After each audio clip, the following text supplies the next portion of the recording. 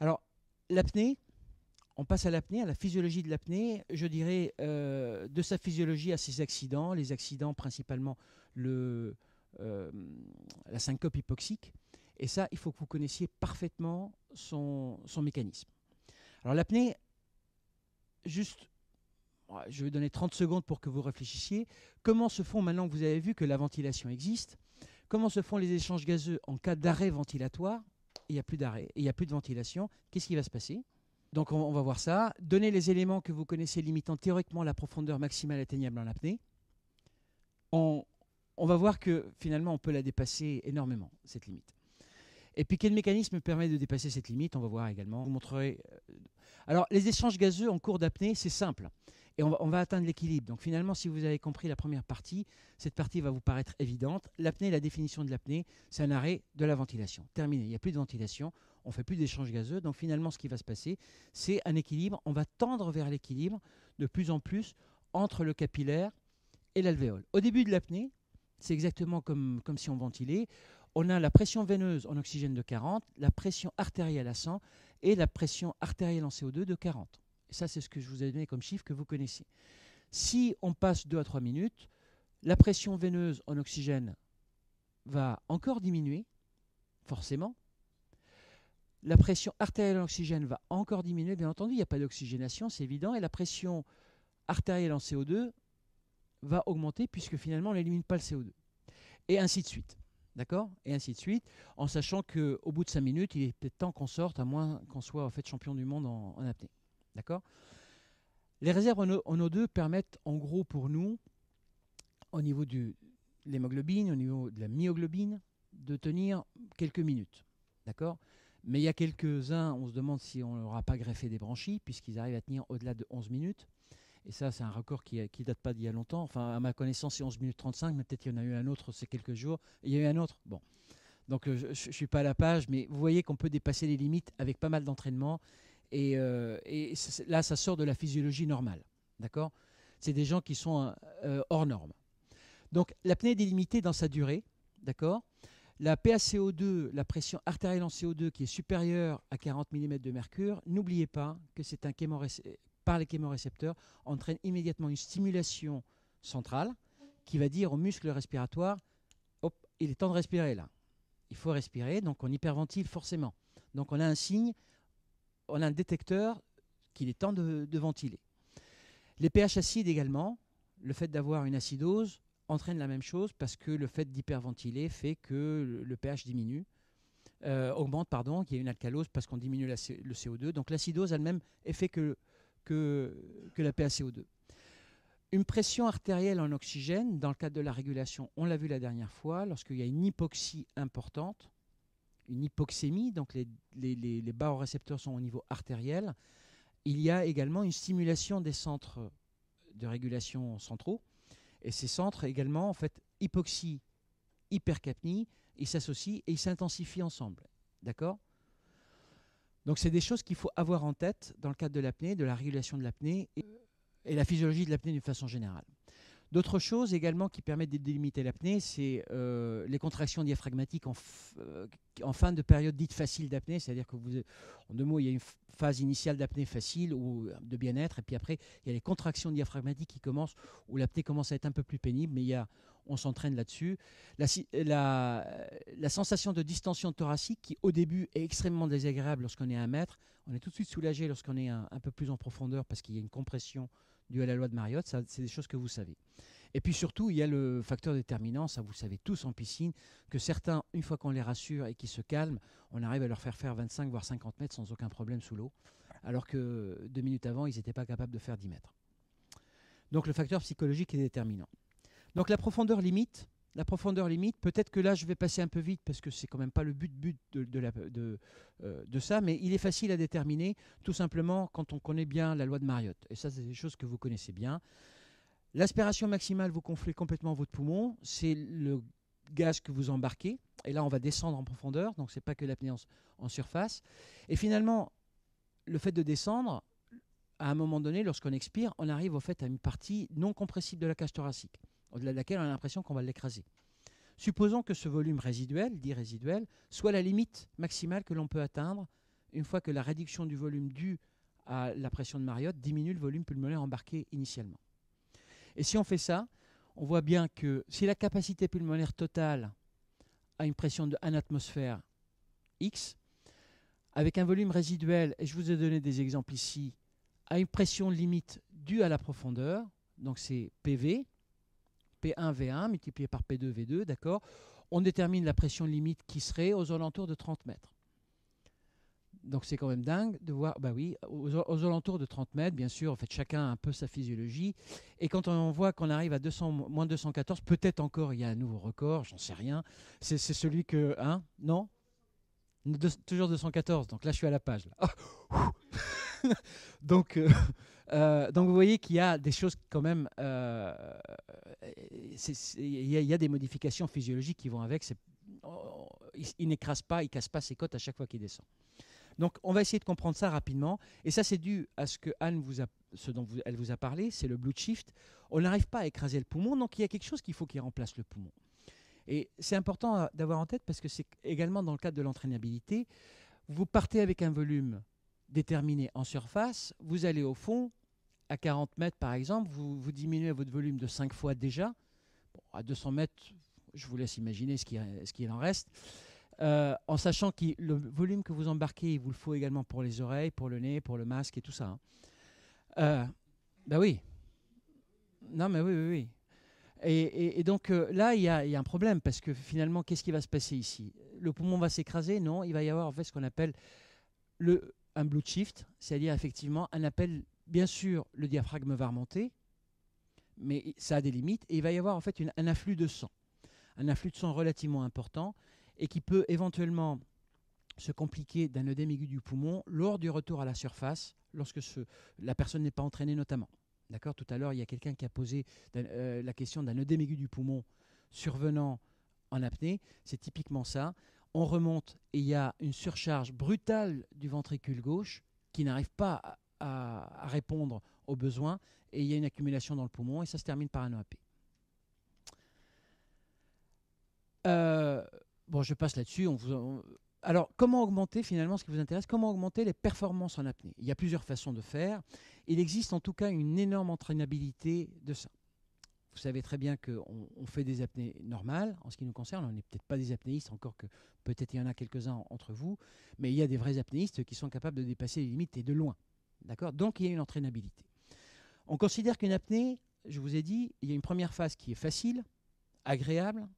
On gonfle les poumons, on prend de l'air, et si on plonge à 2-3 mètres, on est déjà un peu mieux parce que en fait, cette hyper inflation pulmonaire, on la supporte un peu mieux en profondeur, donc on est bien. Et puis après, il y a une phase pénible, plus pénible, qu'on peut entraîner, qui est au fait due aux contractions diaphragmatiques, principalement entraînées par l'augmentation de la CO2, de la PaCO2. D'accord ? Donc l'objectif de l'entraînement va être d'une part anatomique, favoriser cette première phase, donc améliorer les volumes pulmonaires, favoriser la souplesse diaphragmatique, et d'autre part également physiologique et optimiser d'une part la consommation en oxygène, pas toujours évident, et augmenter la tolérance à l'hypercapnie. Donc ça, on va voir les conséquences. Anatomique, comment on va faire? On va essayer de jouer sur les volumes pulmonaires. Donc ce qu'on va dire, on va appeler ça la spirométrie. D'accord ?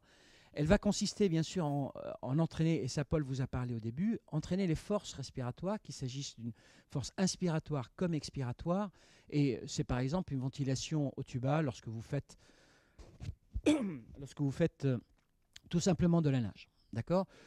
Il y a aussi une possibilité d'entraîner l'élasticité, notamment du diaphragme. Et là, vous le voyez là-dessus, je suis sûr que vous faites tous ça 2 fois par jour le matin en vous levant. Hein, j'en suis certain, mais ça c'est une façon. Pour quelle raison il fait ça?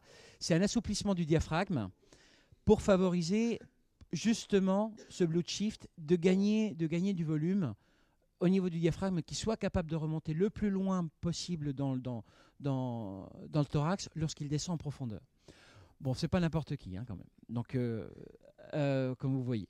Donc chez les apnéistes entraînés, il y a une augmentation de pas mal de choses. Il y a une augmentation de la capacité pulmonaire totale, une augmentation du volume résiduel inspiratoire. Donc tout ceci va conduire à une capacité vitale augmentée. Et dans la mesure où il y a un travail en permanence dans les volumes pulmonaires, la spirométrie, un assouplissement de la cage thoracique et autre chose, on va finalement arriver à une diminution du volume résiduel, donc éventuellement aller à des profondeurs plus importantes, augmenter cette profondeur limite. Donc l'entraînabilité existe, ne serait-ce qu'au niveau anatomique, dans ce sens-là. Il y a également des entraînements physiologiques, c'est-à-dire qu'on va jouer sur plusieurs choses. D'une part, du travail de contrôle du tonus du souffle. D'accord ? On va essayer d'économiser au maximum les mouvements inutiles en apnée. Donc, garder le plus longtemps possible sa réserve en oxygène pour faire des efforts. Ça, c'est quelque chose qui apparaît relativement évidente. Et vous savez que plus on est souple et élégant sous l'eau, ça se mérite, moins on consomme de l'oxygène. Après, on peut faire un entraînement, qu'il s'agisse d'un travail en aérobie ou des travails en anaérobie, pour agir sur différentes phases. Travail en aérobie, par exemple, le but serait d'augmenter les possibilités de stockage de l'oxygène, parce que, vous permettez, ce serait un des buts éventuels. Le travail en anaérobie, il est évident, et ça c'est quelque chose que les apnéistes font beaucoup, c'est d'augmenter la tolérance, d'une part, à l'acidose, d'augmenter la tolérance également à l'hypercapnie, c'est quelque chose qui les intéresse. Mais c'est dangereux. Et c'est dangereux. C'est dangereux, au fait, dans ce cas-là. Alors, Paul va vous en parler. Il y a une autre chose qui est aussi relativement entraînable, et là, je vais passer vite, mais je le laisse dans ce diaporama, mais Paul vous en parlera juste après. C'est la bradycardie d'immersion. Il vous en parle. C'est un réflexe important. Dès qu'on s'immerge, et les canards connaissent ça très bien, tout le monde le sait, dès qu'on s'immerge, on a immédiatement le cœur qui se ralentit, justement pour diminuer cette consommation, si on veut résumer ça en 2 mots. D'accord ? Alors, je passe vite là-dessus pour passer aux accidents des apnées. Donc ça, c'est la physiologie de l'apnée. Les accidents de l'apnée, bien sûr, je dirais, et ça, il faut le retenir comme ça, il y a la syncope hypoxique et les autres. D'accord ? Et les autres. Et la syncope hypoxique est la plus dangereuse. Elle est vraiment la plus dangereuse. Il faut que vous connaissiez parfaitement son mécanisme. Alors, il y a dans beaucoup de bouquins, différents tableaux. Moi, je vous en propose un. C'est celui qui passe le mieux, c'est celui que vous comprenez le mieux. Donc on va essayer de faire un cheminement d'un apnéiste ou de quelqu'un qui va faire une apnée à 20 mètres de profondeur. Et on va essayer de comprendre ce qui va se passer et comment est-ce que vous pourriez expliquer, si on vous pose cette question à l'examen, par ce tableau, vous pouvez parfaitement l'utiliser, par ce schéma, et pouvoir également expliquer le mécanisme de survenue de cette syncope hypoxique. On part avec quelqu'un qui a 100 mm de mercure dans l'alvéole. Ça, vous savez, maintenant, c'est une évidence pour vous. D'accord ? Il plonge à moins 20. On va supposer, bien entendu, donc il est à 3 bars, il multiplie par 3 sa pression alvéolaire en oxygène, et on va supposer que, bien sûr, la descente, il n'a pas consommé d'oxygène. Pour faire simple, d'accord, on peut supposer ça. Donc il est passé à 300. Il est passé sous l'eau un certain temps, il a consommé quand même un peu d'oxygène, à force de palmer, d'aller regarder un peu les poissons. Il passe à 150. Mais 150, est-ce qu'il a un stimulus hypoxique ? La réponse est non. Tout va bien. Le stimulus hypoxique commence aux alentours de 70-50 mm de mercure. Donc il n'y a toujours aucun stimulus hypoxique, mais il est encore sous l'eau. En revanche, la pression de CO2 a augmenté progressivement. D'accord ? Elle est passée de 40, que vous voyez ici, elle a augmenté progressivement, 45. On va donner un chiffre de 45. 45, c'est plus normal. Et vous avez un seuil qui vous dit, il est temps de remonter, il est temps de respirer. Et vous avez un stimulus hypercapnique. Et ça va dépendre de chacun du seuil de tolérance qu'il a, de l'entraînabilité qu'il a à ce niveau-là. Et vous allez remonter, et effectivement, vous allez diminuer à ce moment-là votre pression de 3, de 150, vous passez à 50, mais tout va bien. Tout va bien. Vous ventilez une fois ou deux, et tout va bien. Ça ne va pas être du tout la même chose si vous hyperventilez. En surface, vous diminuez énormément vous diminuez votre CO2, vous hyperventilez pendant un certain temps, votre seuil va être retardé. Ça va être le même effet si le seuil est beaucoup plus important. Mais on va dire que se limiter là-dessus, qu'on a hyperventilé, donc on retarde la survenue du stimulus hypercapnique, et on passe un peu plus de temps au fond, donc finalement on est passé à un temps supplémentaire, et on arrive à 100 mm de mercure. 100 mm de mercure, on n'a toujours pas de stimulus hypoxique, tout va bien à 100 mm de mercure. Mais par contre, vous décidez de remonter de 20 mètres, c'est pas une profondeur gigantesque, hein, mais c'est quand même. Et à 100 mètres, à 100 mm de mercure, alors que tout va bien, c'est l'équivalent de ce que vous avez en surface, vous remontez. Et on va supposer que vous n'avez même pas de consommation d'oxygène en remontant. Vous arrivez en surface, vous avez 30 mm de mercure. Et là, il n'y a plus de son, plus de lumière. Parce que votre sang veineux est à 40, votre alvéole est à 30, et vous avez ce qu'on appelle une admission paradoxale, c'est-à-dire en fait c'est le flux, le gradient s'inverse. Au lieu de s'oxygéner dans l'alvéole, en fait il se désoxygène encore davantage le sang, et là vous avez une syncope hypoxique. C'est clair pour tout le monde ou pas? Hein?